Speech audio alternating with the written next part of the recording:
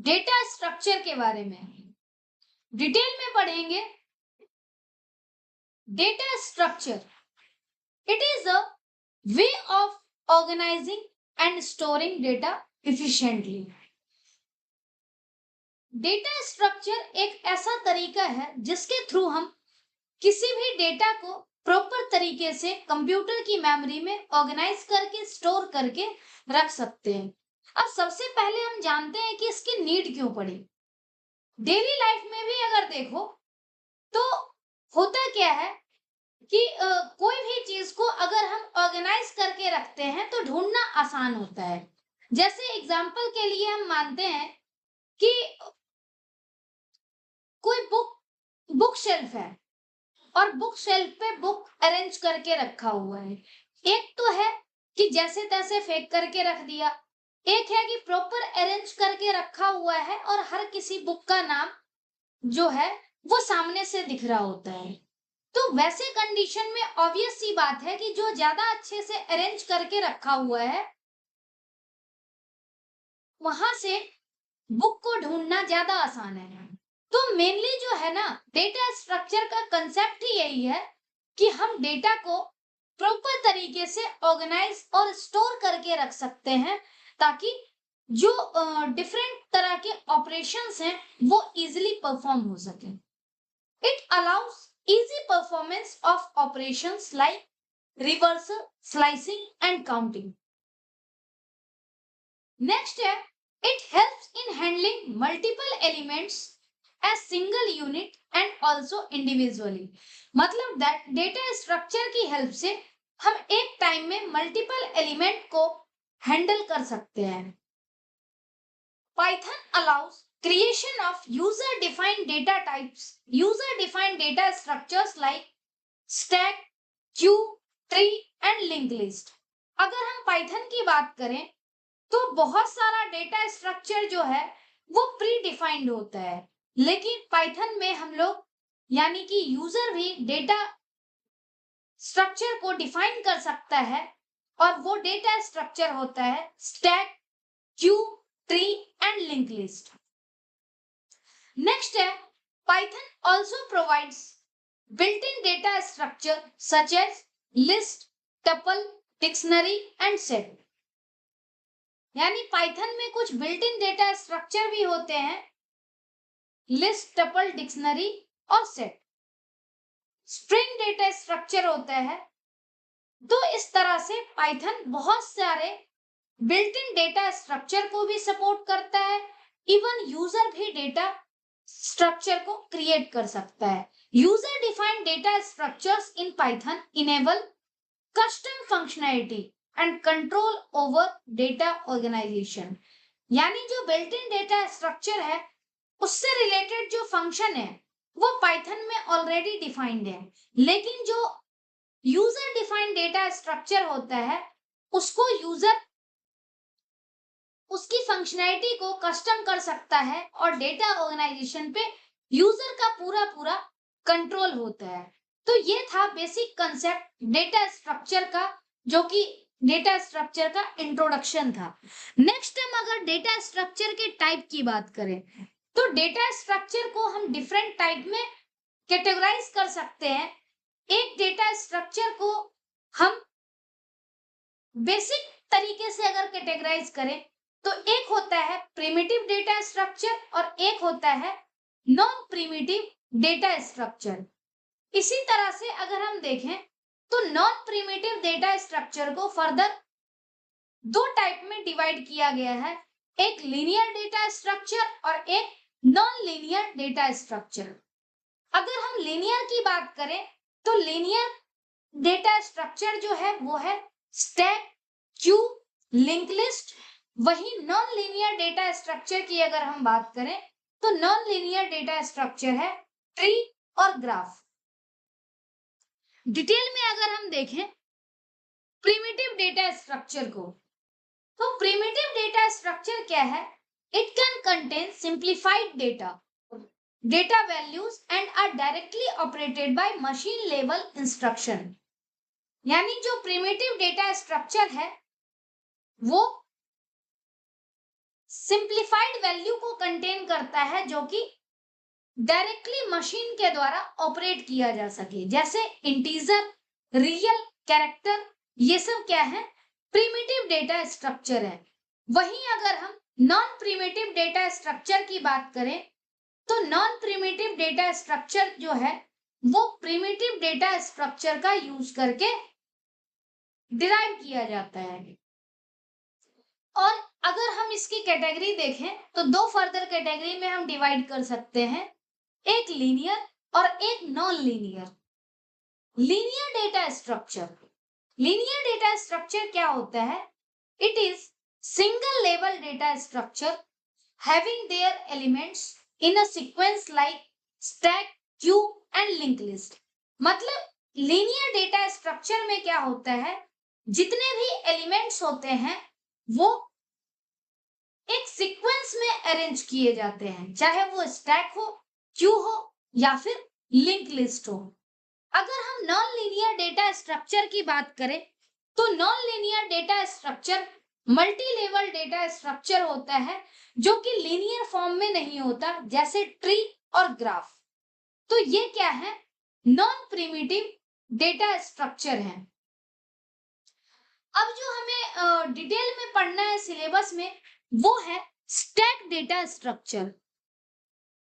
अगर हम स्टैक की बात करें तो स्टैक क्या है, एक लीनियर डेटा स्ट्रक्चर है जो last in first out policy पे काम करता है, या फिर इसको हम ऐसे भी कर सकते हैं, फर्स्ट इन लास्ट आउट।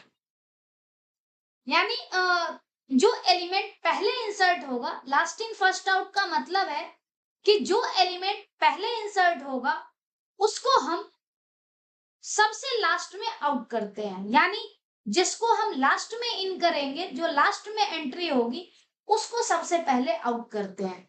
इसी तरह से अगर हम इसी को फिलो बोल दें, यानी फर्स्ट इन लास्ट आउट, इसका मतलब क्या है, जो डेटा स्ट्रक्चर, जो डेटा फर्स्ट में हम एंट्री कर रहे हैं उसको आउट जब करेंगे तो सबसे लास्ट में आउट होगा। It means that insertion and deletion of elements will be done only from one and. यानी जो इंसर्शन और डिलीशन का ऑपरेशन है वो सिर्फ एक एंड से होता है, जिसे हम बोलते हैं top. In Python we can use list data structure to implement stack। अगर हमें stack को implement करना है तो उसके लिए हम list data structure का यूज कर सकते हैं।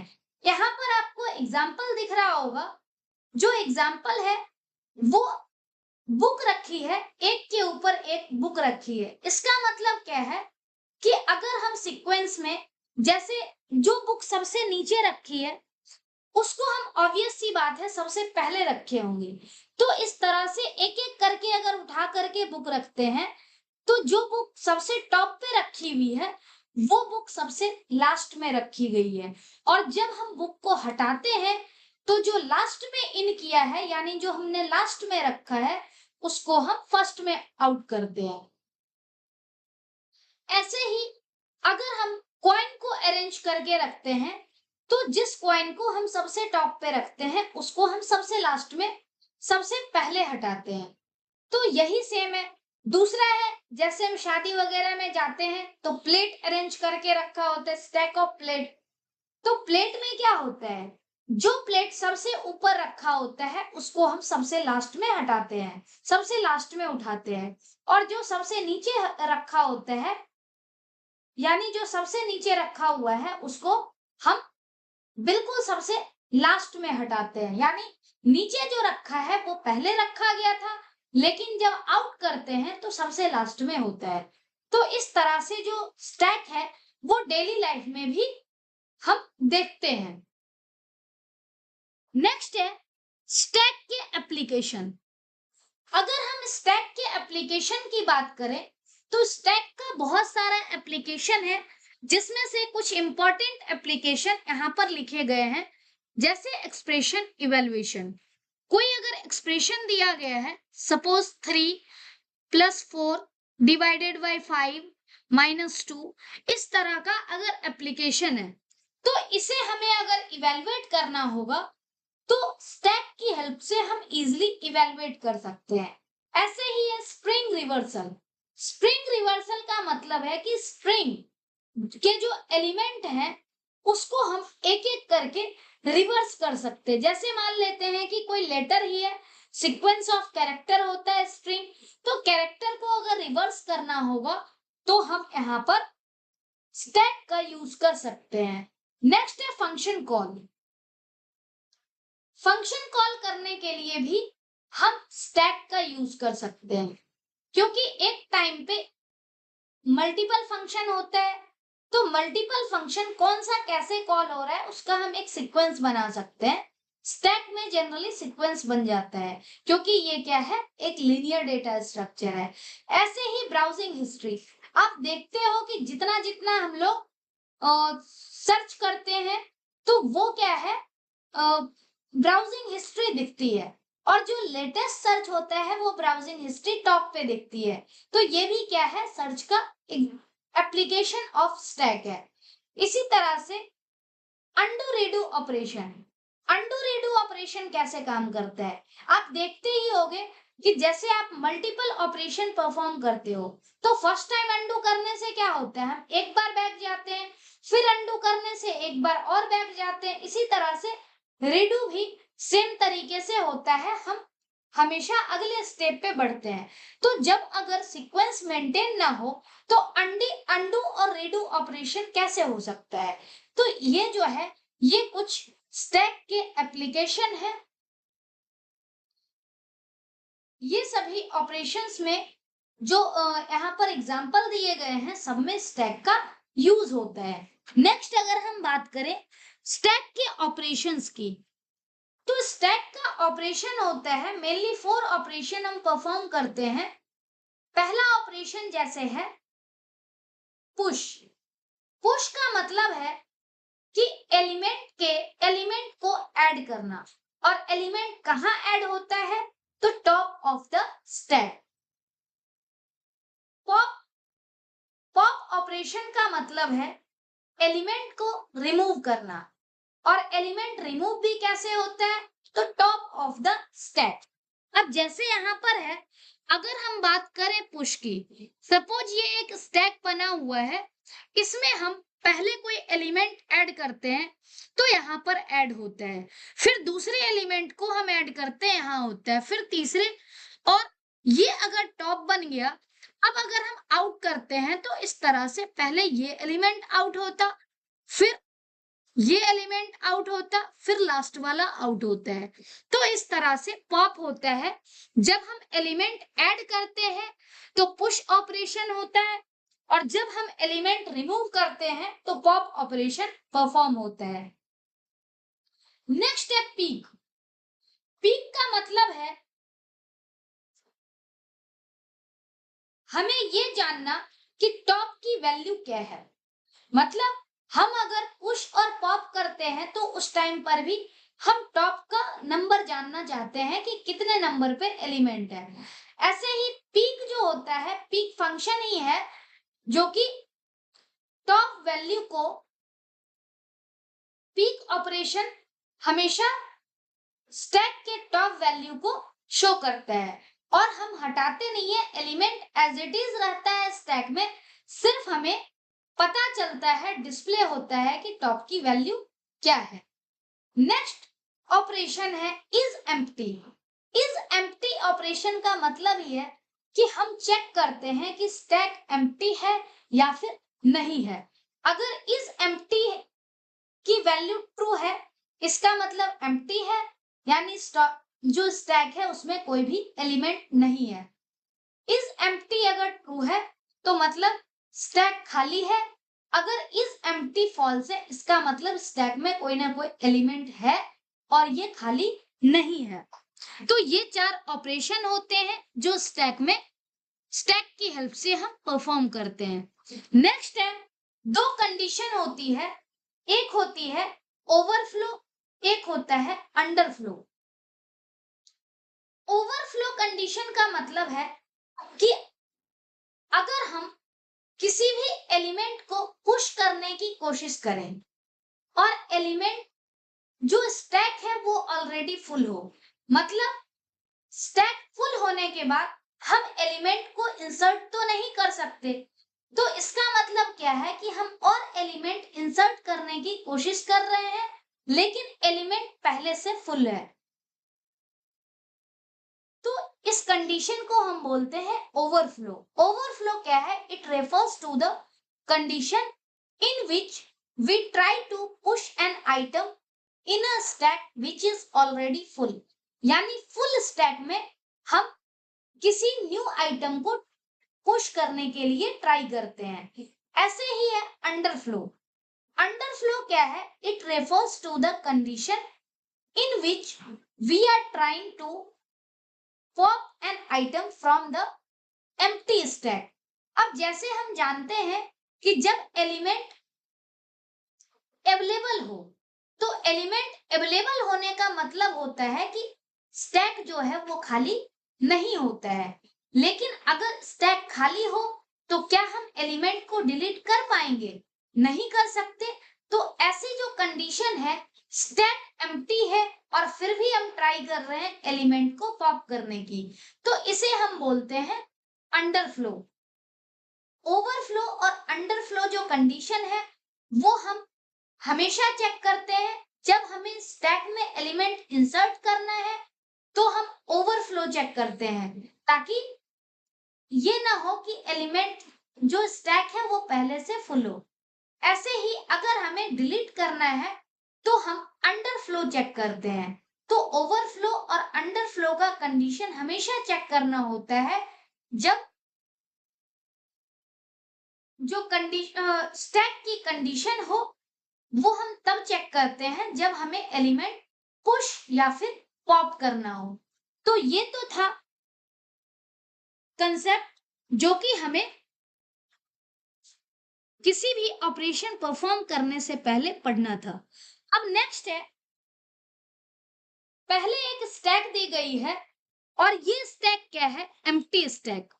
एम्प्टी स्टैक में कोई एलिमेंट नहीं है और इस केस में अगर हम देखें तो टॉप की वैल्यू क्या है? -1, क्योंकि जो इंडेक्स होता है जनरली वो 0 से स्टार्ट होता है। 0 1 2 3 4 ऐसे इंडेक्स होते हैं। तो अगर 0 होगा इसका मतलब उसके अंदर एक एलिमेंट है ऑलरेडी, लेकिन 0 से कम होगा तब तो हम स्टैक को एम्प्टी मानेंगे। तो इस केस में क्या है? पहले है एम्प्टी स्टैक, तो उस केस में टॉप की वैल्यू है -1। उसके बाद नेक्स्ट में क्या है? हमने एक एलिमेंट को इंसर्ट कर दिया और अब क्या हो गई? टॉप की वैल्यू 1 बाय 1 बढ़ती जाती है। जैसे यहाँ पर अगर हम पुश करते हैं तो बढ़ती है, पॉप करते हैं तो एलिमेंट वैल्यू घट जाता है।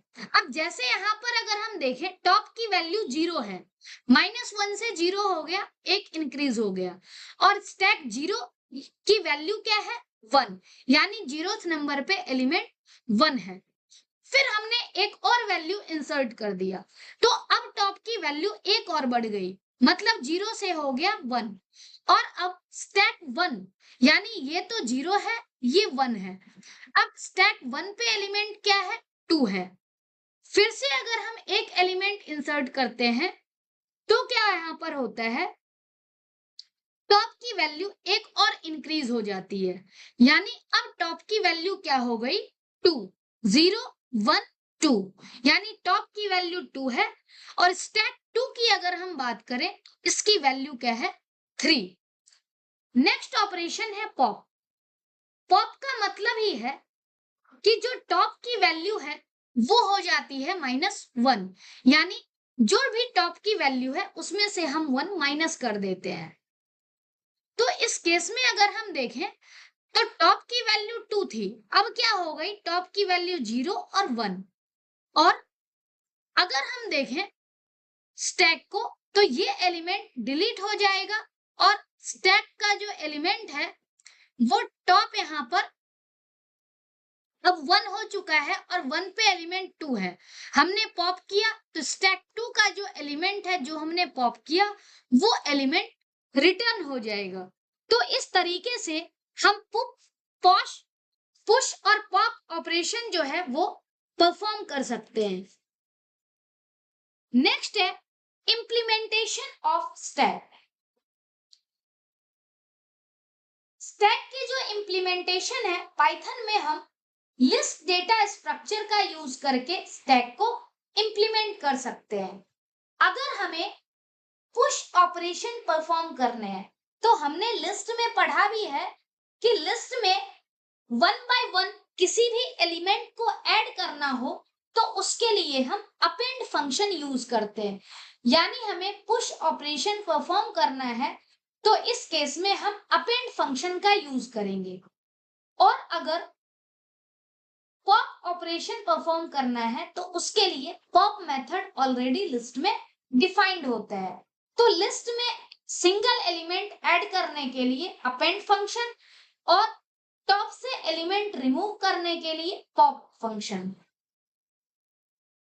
तो ये जो है ये स्प्रिंग का बिल्ट इन फंक्शन है और इसी वजह से लिस्ट का ये बिल्ट इन फंक्शन है और इसका यूज जो है हम लोग स्टैक को इंप्लीमेंट करने के लिए कर सकते हैं। अब जो यहाँ प्रोग्राम दिखाया गया है वो बेसिकली जो हमने ऑपरेशन परफॉर्म किए हैं, जो ऑपरेशन हमने परफॉर्म करना देखा है उसी को प्रोग्राम की हेल्प से दिखाया गया है। तो सबसे पहले तो क्या है कि हम लोग यही जानते हैं कि कोई भी ऑपरेशन हो प्रोग्राम में, कोई भी ऑपरेशन परफॉर्म करना हो उसके लिए हम क्या डिजाइन करते हैं, एक फंक्शन डिजाइन करते हैं यानी फंक्शन बनाते हैं। अब जितना भी ऑपरेशन हमें पढ़ना है हर ऑपरेशन के लिए हमें एक फंक्शन डिफाइन करना होगा। यानी पुश के लिए फंक्शन, पॉप के लिए, पीक के लिए और डिस्प्ले के लिए। यानी स्टैक हम डिस्प्ले कर सकते हैं और स्टैक एम्प्टी है या नहीं वो भी हम चेक कर सकते हैं। तो इसके लिए क्या है, हमें सबसे पहले फंक्शन को डिफाइन करना है ताकि हम जो भी ऑपरेशन परफॉर्म करना चाहें उसके फंक्शन को कॉल कर सकते हैं। तो यहाँ पर हम देखते हैं कि फंक्शन कैसे डिफाइन किया गया है। जैसे पहला फंक्शन यहाँ पर है पुश। अब पुश फंक्शन का जो यूज है वो कैसे है, डेफ कीवर्ड हम यूज करते हैं फंक्शन डिफाइन करने के लिए। पुश हमने लिखा है emp e1, यानी emp जो है ये हम मान करके चल रहे हैं ये एक लिस्ट है। उसके बाद e1, इस लिस्ट में हमें जो एलिमेंट ऐड करने हैं वो हमने यहां पर डिफाइन किया है। यानी डेफ पुश emp e1, मतलब ये जो मेथड है वो टॉप ऑफ द स्टैक में एलिमेंट ऐड करने के लिए हम मेथड लिख रहे हैं। अब मेथड काम कैसे करेगा, तो उसके लिए हम क्या करते हैं, ये जानते हैं कि कोई भी एलिमेंट हो, इंडेक्स स्टार्ट किससे होता है, 0 से, 1 2 3। तो हमेशा जो टॉप का इंडेक्स होगा, टॉप का इंडेक्स क्या होगा, टोटल नंबर ऑफ एलिमेंट -1। तो हम जानते हैं लिस्ट का लेन फंक्शन जो होता है वो total number of element find करता है। तो यहाँ पर top equal two lane emp -1, यानी सपोज लिस्ट की लेंथ अगर 2 होगी तो टॉप की वैल्यू 1 होगी। तो ये हमने डिफाइन कर दिया है। नेक्स्ट है emp डॉट अपेंड। अब जो लिस्ट है एग्जिस्टिंग लिस्ट उसमें हम अपेंड फंक्शन की हेल्प से इवन एलिमेंट को ऐड कर रहे हैं। तो यहां से हमने क्या कर दिया, प्रिंट कर दिया टॉप और डेटा इंसर्टेड सक्सेसफुली, यूजर को एक मैसेज दे दिया और टॉप की वैल्यू प्रिंट कर दी। तो यहां से ये टॉप वैल्यू रिटर्न हो रही है। दूसरा हमने फंक्शन डिफाइन किया है पॉप के लिए।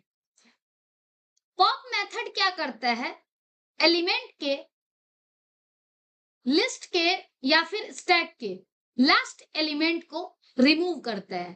तो यहाँ पर हम देखें, सबसे पहले हम जानते ही हैं कि इस केस में हमें अंडरफ्लो जरूर चेक करना होगा। लिस्ट का जो साइज है वो लिमिटेड नहीं होता, तो इसीलिए ओवरफ्लो हम चेक नहीं कर रहे थे। हमें सीधा क्या करना है, लिस्ट में एलिमेंट को ऐड करना है। कोई और मेथड से कर रहे होते तो उस केस में हमें ओवरफ्लो भी चेक करना होता, लेकिन चूंकि लिस्ट की जो लेंथ है वो लिमिटेड नहीं है, तो इसलिए हम यहाँ पर क्या कर रहे हैं, पुश के कंडीशन में कोई भी ओवरफ्लो जो है वो चेक नहीं कर रहे हैं। नेक्स्ट अगर हम देखें तो हम पॉप के केस में पहले चेक कर रहे हैं कि एम्प्टी है या नहीं है, यानी इज एम्प्टी मेथड हम यूज कर रहे हैं। इज एम्प्टी अगर ट्रू होता है, इसका मतलब क्या है, स्टैक इज एम्प्टी, और अंडरफ्लो केस है, मतलब एलिमेंट है ही नहीं। और अगर स्टैक एम्प्टी नहीं है, मतलब इफ जो है वो फॉल्स है, इसका मतलब एल्स एग्जीक्यूट करेगा और कौन सा डेटा डिलीट हुआ है वो डेटा भी साथ में आउटपुट आएगा। नेक्स्ट है पीक। पीक मेथड क्या करता है, टॉप एलिमेंट को, जो एलिमेंट है टॉप है, टॉप की वैल्यू को शो करता है। अब अगर हम बात करें तो इस केस में क्या है, हमने पीक मेथड डिफाइन कर दिया जो कि टॉप की वैल्यू शो करे। अब हम टॉप की वैल्यू कैसे शो करेंगे, अगर एलिमेंट होगा तभी हम टॉप की वैल्यू शो कर सकते हैं। अगर एलिमेंट नहीं होगा तो हम जो टॉप की वैल्यू है उसको शो नहीं कर सकते। तो इस केस में क्या है, हमने फिर से चेक किया है इज एम्प्टी। अगर एम्प्टी है तो स्टैक इज एम्प्टी और नथिंग टू डिस्प्ले। अगर एम्प्टी है तो कुछ भी डिस्प्ले नहीं होगा, और अगर एम्प्टी नहीं है तो इस केस में एल्स पार्ट एग्जीक्यूट करेगा और टॉप की वैल्यू रिटर्न हो जाएगी, क्योंकि हम जानते हैं पीक मेथड जो है वो टॉप की वैल्यू को रिटर्न करता है। तो टॉप की वैल्यू हमेशा क्या होती है, total number of element minus 1। Total number of element निकालने के लिए हम लेन फंक्शन का यूज कर रहे हैं। नेक्स्ट अगर हम बात करें प्रिंट, तो जब प्रिंट करते हैं तो एलिमेंट के टॉप पे जो वैल्यू होगी उसे हम प्रिंट करेंगे। यहाँ रिमूव नहीं हो रहा है, सिर्फ टॉप की वैल्यू प्रिंट हो रही है और टॉप वैल्यू पे एलिमेंट क्या है वो प्रिंट हम कर रहे हैं। नेक्स्ट मेथड है डिस्प्ले। डिस्प्ले क्या करता है, अगर किसी भी स्टैक में एलिमेंट प्रेजेंट हो तब डिस्प्ले करेगा, और अगर एलिमेंट प्रेजेंट ना हो तो उस केस में क्या होगा, स्टैक एम्प्टी प्रिंट कर देगा। यानी हमने यहाँ पर एक फंक्शन बनाया है डिस्प्ले, और डिस्प्ले फंक्शन यहाँ पर क्या कर रहा है, डिफाइन कर रहा है इज एम्प्टी। हम चेक कर रहे हैं कि एम्प्टी है या नहीं है। अगर इफ की वैल्यू ट्रू आती है तब तो ये लाइन एग्जीक्यूट हो जाएगी, लेकिन फॉल्स हो जाए तो इस केस में क्या है, एल्स पार्ट एग्जीक्यूट होगा। और फॉल्स कब होगा, जब स्टैक में एलिमेंट ऑलरेडी हो। तो अब अगर हम बात करें टॉप की, तो इस केस में क्या है, जो लेंथ है, लेन की वैल्यू हम निकाल देंगे, और लेन की वैल्यू निकाल करके वो हम टॉप में असाइन कर देंगे। मतलब इस केस में क्या है, अगर हम कोई एलिमेंट ऐड भी कर रहे हैं तो हमेशा एलिमेंट का टॉप शो कर रहा है, यानी लेन ईएमपी। हम यहां पर क्या कर रहे हैं, एम्प्लॉय जो लिस्ट है इसकी लेंथ निकाल करके और टॉप में वैल्यू असाइन कर दे रहे। अब इस केस में अगर हम देखें तो लिखा हुआ है d इक्वल टू ईएमपी, और हमने स्टार्टिंग वैल्यू भी नहीं दी है, एंडिंग वैल्यू भी नहीं दी है। सिर्फ हमने दिया है स्टेप जो कि है -1। इसका मतलब क्या है, जो लिस्ट है उसे रिवर्स फॉर्म में हमें आउटपुट देगा। उसके बाद अगर हम डेटा को प्रिंट करना चाहें, एक एक करके अगर हम प्रिंट करें, तो उस केस में क्या है, हमें लूप का यूज करना होगा। और लूप का यूज करके फॉर आई इन डी, यानी हम फॉर लूप का यूज कर रहे हैं। जो एलिमेंट टॉप पे है वो सबसे पहले दिखेगा, उसके बाद, और इस तरह से जो लास्ट एलिमेंट है वो हमेशा टॉप पे दिखेगा। तो ऐसे हम एलिमेंट को डिस्प्ले कर सकते हैं। नेक्स्ट अगर हम बात करें, df इज एम्प्टी और है emp, हम चेक करेंगे अगर लेन emp जो लिस्ट है, लिस्ट की लेंथ अगर 0 है, इसका मतलब क्या है, एक भी एलिमेंट नहीं है, तो इस केस में रिटर्न क्या होगा, ट्रू। और अगर लिस्ट की जो लेंथ है वो एम्प्टी नहीं है, तो इस केस में क्या है, रिटर्न करेगा फॉल्स। तो इस तरह से हम चेक कर सकते हैं कि जो गिवन स्टैक है वो एम्प्टी है या फिर नहीं है। अब ये तो हमने बनाया था सारा फंक्शन, हमने सारे ऑपरेशंस डिफाइन कर दिए। अब ये ऑपरेशंस बेसिकली काम कैसे करेगा, तो उसके लिए यहाँ कोड लिखा गया है। अब जैसे कोड है emp इक्वल टू और स्क्वायर ब्रैकेट है, इसका मतलब क्या है, इनिशियली जो लिस्ट है वो एम्प्टी है, लिस्ट में एक भी एलिमेंट नहीं है। तो इस केस में जो टॉप है वो टॉप भी कुछ नहीं होगा, तो हमने इनिशियल वैल्यू असाइन कर दिया टॉप का नन। उसके बाद क्या है, वाइल ट्रू, यानी जब ट्रू रहेगा तो इस केस में क्या होगा, प्रिंट करेगा स्टैक ऑपरेशन, उसके बाद add employee data, delete employee data, display employee data, display last added data और एग्जिट। मतलब क्या है, हमने यहाँ पर यूजर के लिए चॉइस क्रिएट कर दिया है, और यूजर के लिए चॉइस क्रिएट कर दिया तो इस केस में डिफरेंट डिफरेंट हमने प्रिंट स्टेटमेंट लिख दिए कि 1 में एम्प्लॉय ऐड करना, 2 में डिलीट करना, अगर चॉइस 3 है तो डिस्प्ले करना एम्प्लॉय डेटा, अगर चॉइस 4 है तो लास्ट एडेड डेटा डिस्प्ले करना और जो वैल्यू है वो पीक हो जाएगी। ऐसे ही अगर 5 है तो एग्जिट करना, अगर इसके अलावा कुछ भी है तो इनवैलिड चॉइस हो जाएगी। यानी 1 to 5 तक के हम चॉइस को क्रिएट कर रहे हैं। अब यहाँ पर हमने क्या किया है, चॉइस के लिए एक इनपुट दे दिया है, चूज ऑपरेशन ऑन स्टैक। अब स्टैक ऑपरेशन को जब हम चूज करेंगे तो यहाँ पर जैसे इनपुट फंक्शन की हेल्प से हमने दिया है और इंट लिखा हुआ है, इसका मतलब क्या है, यूजर चूंकि बाय डिफॉल्ट इनपुट जो है वो स्ट्रिंग वैल्यू रिटर्न करता है, तो इसीलिए हमने इसे इंटीजर में कन्वर्ट कर दिया। अब यहाँ पर क्या है, चॉइस 1, यानी चॉइस 1 है तो इस केस में डेटा ऐड होगा, तो एम्प्लॉय नंबर, एम्प्लॉय नेम, ये दोनों चीज लिस्ट में, लिस्ट के फॉर्म में ऐड हो रहा है। एक लिस्ट हम बना रहे हैं और इसे हम ऐड कर रहे हैं कहां पर, तो जो एम्प्लॉय नाम की जो लिस्ट है उसमें हम ऐड कर रहे हैं। इसी तरह से अगर चॉइस दूसरी होगी, इसका मतलब क्या है, पॉप एग्जीक्यूट करेगा। अगर हमने 2 प्रेस किया तो इस केस में क्या है, चॉइस हमारी 2 पे सही है तो पॉप हो जाएगा। अगर हमने 3 पे क्लिक किया तो डिस्प्ले हो जाएगा एलिमेंट। 4 पे जो टॉप की वैल्यू है और टॉप एलिमेंट है वो शो हो जाएगा, और चॉइस अगर 5 है तो एग्जिट हो जाएगा। इसके अलावा अगर कुछ है, इसका मतलब क्या है, इनवैलिड चॉइस।